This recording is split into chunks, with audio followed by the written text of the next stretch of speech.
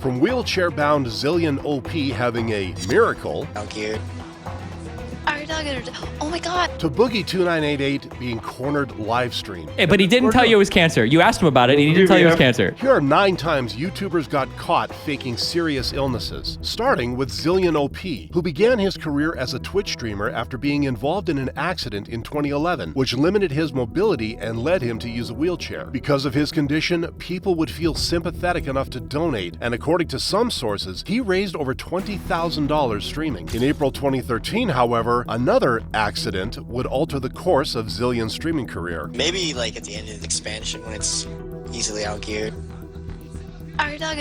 Oh my god. Did Zill just stand up? To which he denied by saying he fell. Fans, however, weren't buying it, leading Twitch to immediately take action and ban his account. We have zero tolerance for this type of behavior, and the character demonstrated in this situation is truly reprehensible. His actions are a huge slap in the face to Twitch community members with real disabilities. However, 7 years later, Zillion would return to Twitch as It's Bluish, hoping people wouldn't notice. But after people connected the dots, he was met with backlash. Realizing that he would never be able to escape the hate, Zillion agreed to an interview with YouTuber Wavy Websurf where he came clean. My whole stream knew that I was going through physical therapy.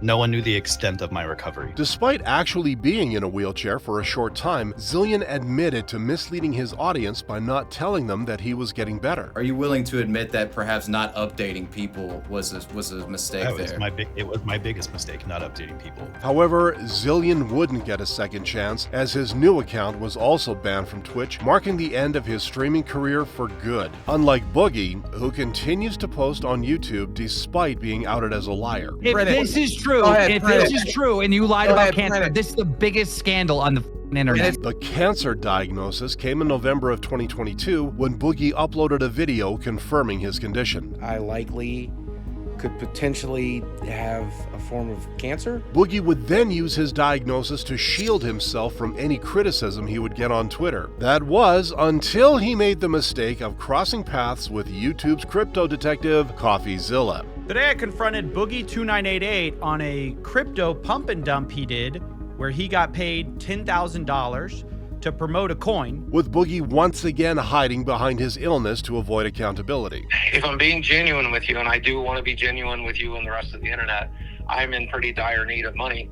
I have a lot of medical bills, and I'm fighting cancer. This, however, led multiple people to investigate Boogie's supposed diagnosis, including Destiny, who directly confronted him on the LolCow podcast.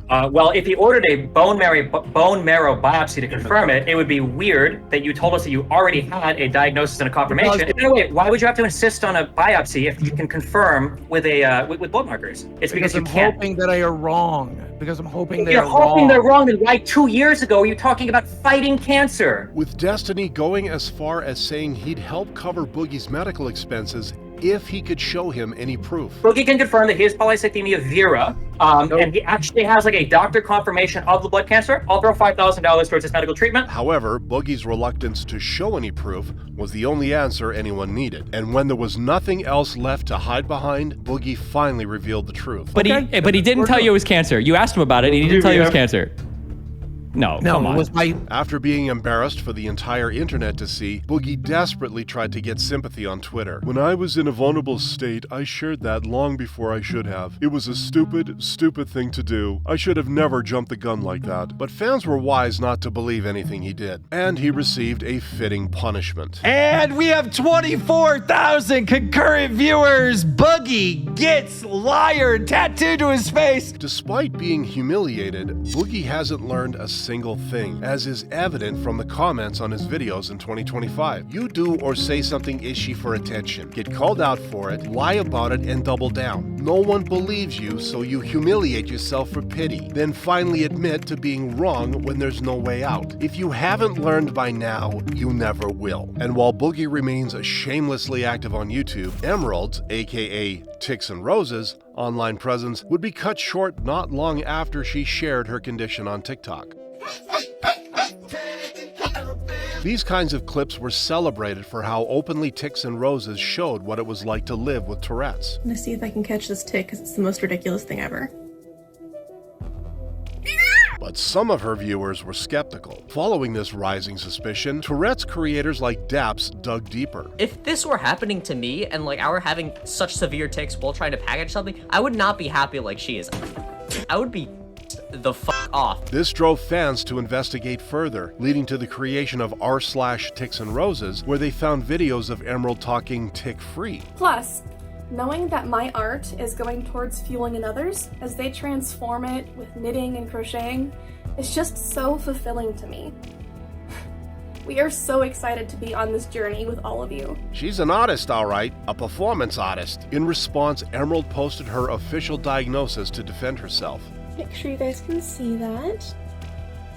So yeah, that's kind of what's going on with me. Tell me you don't know what medical records look like without telling me you don't know what medical records look like. Emerald already felt cornered, but when a family member posted on Reddit, there was nowhere left to run. I don't believe Emerald has Tourette's syndrome, and they never showed any symptoms as a child. I don't agree with what they've done. It's incredibly disrespectful to fake a mental illness. Despite being caught red-handed, Emerald refused to admit anything, instead doubling down and running to her other account to spin a new excuse about why she had to delete her account. Just don't record on days that I have my tics because I was literally bullied off the internet. However, the mounting backlash only pushed Emerald to eventually delete her other TikTok account as well. But while Emerald's actions ultimately led to public fallout, Dissociated, aka Chloe, would face far more serious consequences. When I began this video, I was co-conscious with an alter called Amira.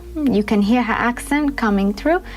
And we are sort of yo-yoing back and forth right now. After being diagnosed with DID in 2015, Chloe started her YouTube channel to spread more awareness about the disorder. So we are twice professionally diagnosed with dissociative identity disorder, and that means that within this one body there are a lot of different people. And raising awareness wasn't the only thing Chloe did. With over 1 million subscribers, she was one of the leading voices on the disorder on YouTube. You guys helped us realize that there is a reason and name for being how we are, and we don't have to be ashamed of being different or broken. Nevertheless, there were a few who weren't too sure if Chloe was genuine, with a major clue being that her DES, a tool that was used to evaluate how often someone experiences dissociative symptoms, was too high. My score was well over 30, it was 86.87. To get a score of 86.07, for example, you would need to rate every single symptom as happening at least 80% of the time. That's simply not possible. Worse, as people dug deeper, they found out that the stories Chloe had used for her alternative personalities were stolen. The plagiarism accusations grew even louder after viewers discovered some of her alters were copied word for word from a book. Some alters that appear to be based on the book are Jade, completely straight spitting image from the book. Then we have Sally under Sally Gamma Programming, in which they are supposed to be this like lighthearted and maternal figure. Which was the same as another one of Chloe's alters. My role? I'm technically a protector, but I'm more of an inner caretaker. I work mostly on the inside. Other than being exposed as a faker, Chloe has been involved in a legal battle with Sergio Costa since 2021 over copyright infringement, which could mark her end on YouTube. Despite this, however, some fans still continue to support Chloe, which can't be said about Sketchek, who shocked fans with an upload talking about his health. I don't want to reveal too much information about my illness, but the doctors are saying that I probably don't have a lot of time left. After this devastating announcement, the Team Fortress community shared heartfelt messages, but the support wouldn't help Sketchek get any better. I'm very ill, my health is gradually deteriorating, and the clock is ticking, so to speak. I simply cannot afford to spend any more time than I already have maintaining the channel. Worse, Sketchek disappeared from the internet, confirming his fans' worst fears. He released a PSA saying he had an almost certainly terminal illness, and that even if he survived, he would not resume making videos. That is to say, he almost certainly passed away. And he was immortalized in Team Fortress 2 as developers added an attribute in the game known as Sketchek's Bequest. He could have been one of the platform's most beloved creators until a 2019 video titled Sketchic Confirmed showed him playing Team Fortress. As the Team Fortress community wondered if it was a hoax, Sketchic laid those claims to rest with a single tweet. Kept you waiting, huh? Following it up with an elaborate excuse. You might say that I was mentally ill because I thought it would be fun to convince a lot of people that care about me that I would die. But I've been feeling really bad about it lately. I can no longer bear the weight of my sins, which is why I've decided to come out with the truth and apologize for lying. His fans, however, felt betrayed. Sketchic got back to posting on his channel until uploading his final video in 2021, marking the end of an era. And fans quickly discovered that Sketchic had become a VTuber, which, according to some, is a fate worse than death. Just like Neon, who suffered the fate of becoming the internet's punching bag after he uploaded a video in December 2019 talking about how he had a brain tumor. You know, what's happening with me is not something that should be joking around about. You guys should not be playing around about this, bro. And the next couple of videos all pointed to the fact that Neon didn't have much longer to live. However, by the end of the month, he miraculously made a recovery. And the options when I got the surgery was either I was gonna bleed out to death, or I was gonna survive. It was like a 50-50. So it was just a really emotional time, and I wasn't posting any videos or anything. So the surgery was 2 days ago. I've been resting, relaxing. Which rubbed people the wrong way. I used to have 3 to 5 seizures a day, and hearing some kid fake all of that for some clout is sickening, leading Neon to get roasted. How am I gonna whoop your ass, little virgin? I'm telling you. Despite making a name for himself by being the most insufferable person in the room, I will whip you! I will whip you! Neon could never escape his reputation as the kid who faked his death. That's definitely a regret I have. Did anybody care? They did. Despite using the clout as a springboard to launch his streaming career, he's still considered a clown on the internet. Which can't be said about Black to the Anime, who uploaded a YouTube short titled, I Have 100 Days Left to Live. And with every passing day, his fans grew more sympathetic. I feel so bad. I hope everything ends up working out. You deserve the best. But when the creator's days to live went down, fans couldn't help but flood him with emotional goodbyes. Until some people noticed something that didn't add up. He has 20 days left to live, and he's showing the same clip of him in the hospital. Or look at this one. He has 44 days left. He's still using the same clip of him in the hospital. The creator, however, didn't respond to the allegations and instead vanished for weeks before uploading his final video, which only uncovered a pattern. He does this every year to find a way to hop off the internet because he made a racist anime. 2 months later, he returned with a poor attempt at a disguise. But the backlash was brutal. Worse, the fake death didn't help in people liking his anime either, as it has a 1.8 rating on IMDb, with reviews calling it a horrendous experience and borderline unwatchable. But while this creator actually faked his death, Amy Slayton started a GoFundMe for her sister's funeral even before she had even died. In April 2015, Amy uploaded a video talking about her sister Tammy's ongoing battle with pneumonia while asking her fans for help. I set up a trust fund, a GoFundMe account.